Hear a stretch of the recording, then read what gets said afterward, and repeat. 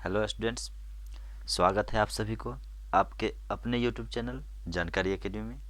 तो चलिए आज हम देखेंगे रसायन शास्त्र के बेसिक कंसेप्ट को। तो देखते हैं, आज हमारे सामने टॉपिक है पदार्थ। तो देखते हैं पदार्थ क्या है। तो लिखेंगे पदार्थ। पदार्थ है क्या, समझिए इसको। बिल्कुल सिंपल सी बात है। पदार्थ, हम दुनिया में जितने भी वस्तु को देखते हैं, जितने भी वस्तु को देखते हैं वे सभी पदार्थ हैं। कुछ भी कह लीजिए, कोई भी वस्तु को कह दीजिए, वे सभी पदार्थ हैं। गौर कीजिएगा, वे सभी वस्तुएं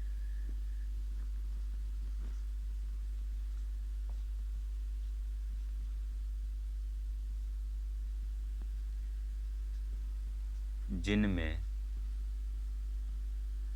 भार हो,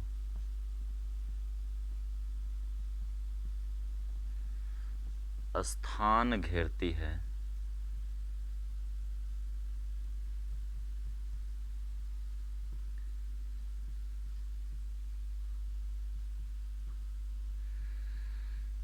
तथा अवस्था परिवर्तन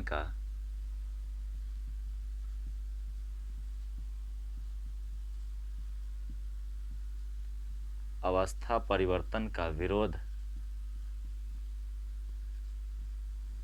करती है।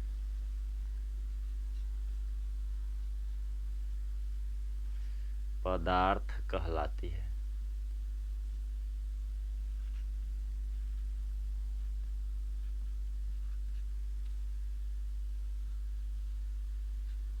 अब समझिए कि कोई वस्तु ऐसा होगा जो स्थान नहीं घेरेगा, सब स्थान घेरता है। कोई वस्तु ऐसा होगा जिसमें भार नहीं होगा, सब वस्तु में भार होता है। और कोनो वस्तु ऐसा नहीं है जिसमें अवस्था परिवर्तन का विरोध नहीं होता है, जरूर अवस्था के परिवर्तन का विरोध करता है। मान लीजिए कि लोहा को हम चाहते हैं कि पानी के तरह गला दे, तो कितना गर्म करना पड़ता होगा वो आप खुद जानते होंगे।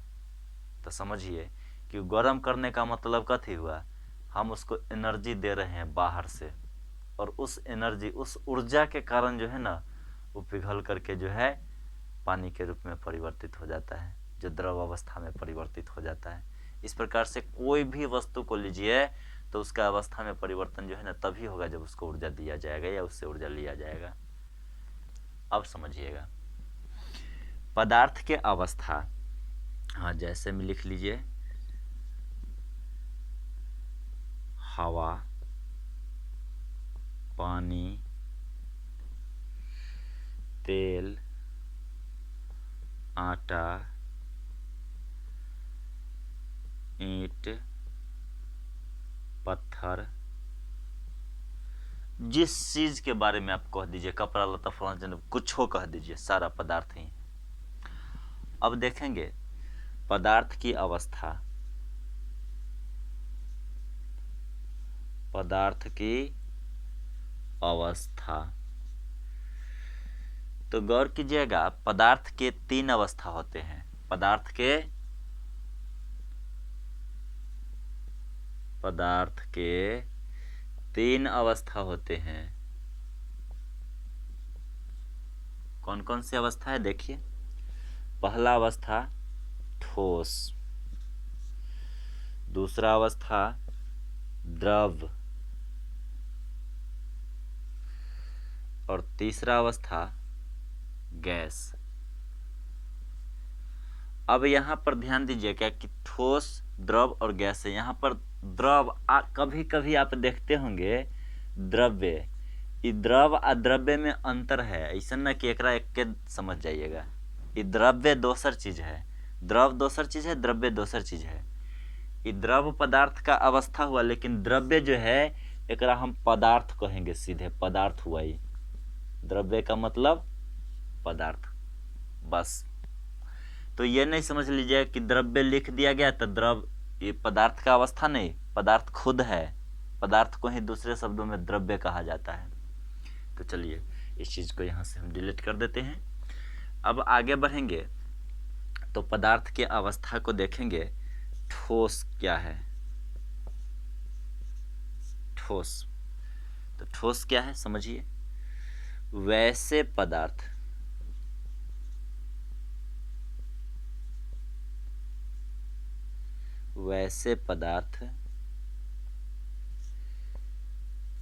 जिसके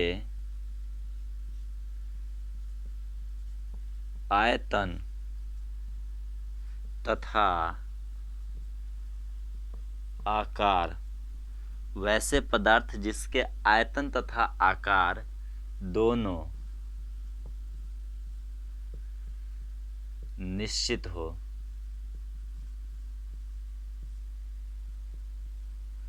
ठोस कहलाते हैं। क्या कहलाते हैं? ठोस कहलाते हैं। अब गौर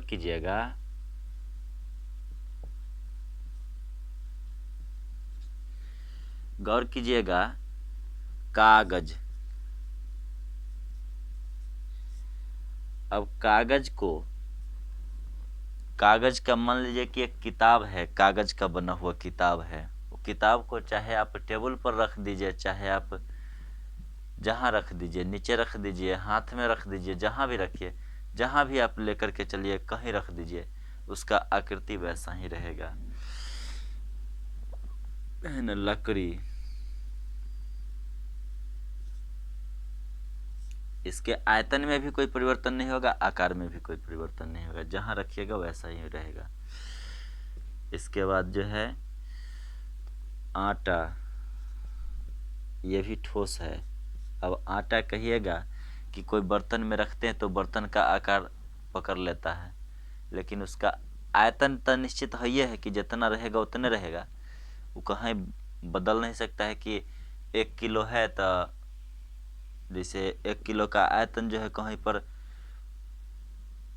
5 लीटर है, कहीं पर जो है ना जाकर के वो 6 लीटर हो जाएगा, वैसे नहीं। ऐसे ही आटा को जो है वजन करके मापा जाता है, वजन किया जाता है, इसको किलोग्राम में मापा जाता है, द्रव्यमान इसका मापा जाता है, इसका आयतन नहीं मापा जाता है। और लेकिन इसका आयतन निश्चित रहता है, और आयतन के साथ साथ इसका आकृति भी निश्चित रहता है। लेकिन अब कहिए कि बोरा में रख देते हैं तब बोरा जैसन हो जाता है, अब बाल्टी में रख देंगे तब बाल्टी जैसन, गमला में रख देंगे तब गमला जैसन हो जाता है।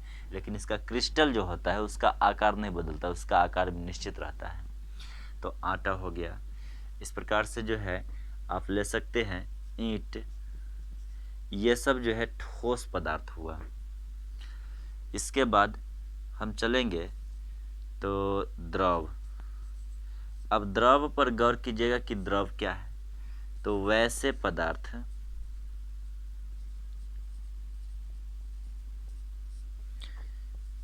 जिसके आयतन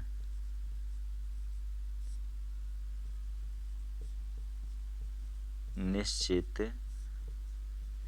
तथा आकार अनिश्चित हो, द्रव कहलाते हैं।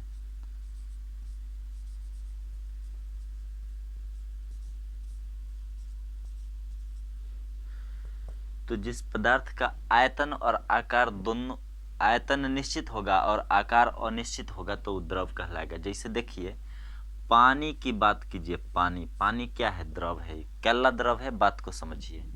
अगर 1 लीटर पानी लेंगे तो 1 लीटर पानी को हम मग में रखेंगे तो मग जैसन, आ गिलास में रखेंगे तो गिलास जैसन, जग में रखेंगे तो जग जैसन, आ बाल्टी में रखेंगे तो बाल्टी जैसन आकृति को ग्रहण करेगा, रहेगा वो 1 लीटर।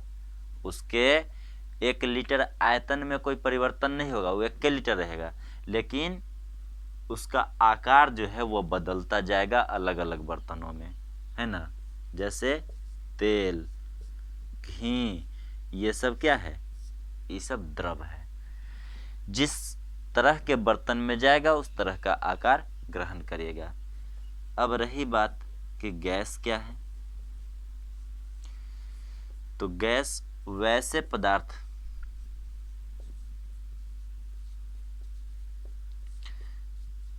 जिसके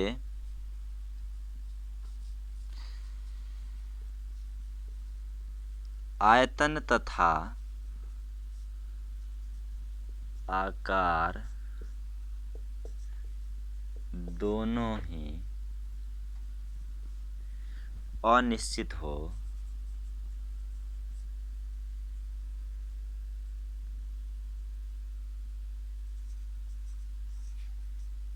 दोनों ही अनिश्चित हो द्रव कहलाते हैं।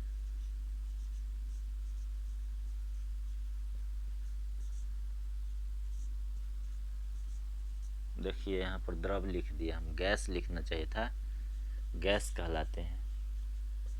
अब बात को समझिए कि वैसे पदार्थ जिनके आयतन तथा आकार दोनों ही अनिश्चित हो द्रव का गैस कहलाते हैं। कैसे कहलाते हैं इस चीज को समझिए। जैसे अब बात कहिएगा O2, CO2, H2, NO2, ये सब गैस है। और इसके बारे में अगर देखिएगा ना, ये CO2 की बात है, CO2, इसको अगर बिना किसी दबाव के सामान्य दाब पर, सामान्य ताप पर रखा जाए, कोई भी गैस जो होगा, गैस अवस्था में जो भी पदार्थ होंगे वे सभी को सामान्य ताप और दाब पर यदि रखा जाएगा तो एक अणु, एक मोल जो होता है इसका, एक मोल यानी कि अब मोल जो है कुछ अंदर की बात है, इसको जो है नहीं समझ पाइएगा आप लोग अभी। तो कहने का मतलब कि इसका जो है इस तरह से समझिए ना कि 44 ग्राम जो होगा ये 32 ग्राम है ना। अब ये दोनों को समझिए, ये 32 ग्राम जो है 22.4 लीटर में होगा, जबकि 4 लीटर में पता ना कि 4.5 किलोग्राम ऑक्सीजन गैस हटा दिया जाएगा, दबा दबा करके, प्रेषित कर करके जो है दबा दबा करके हटा दिया जाएगा। और जैसे इसको खोल दिया जाएगा तनका ना कि बस फुस से निकल जाएगा पूरा एकदम। इसके आयतन का कोई ठिकाना नहीं रहता है कि कितना ज़्यादा दूर में फैल जाएगा, और न तो इसके आकार का कोई ठिकाना रहता है कि किस बर्तन में जाएगा तो कैसन हो जाएगा। और जिस बर्तन पर भी जाता है उस बर्तन पर पूरा चारों तरफ दबाव डालते रहता है। क्लिक बंद कर।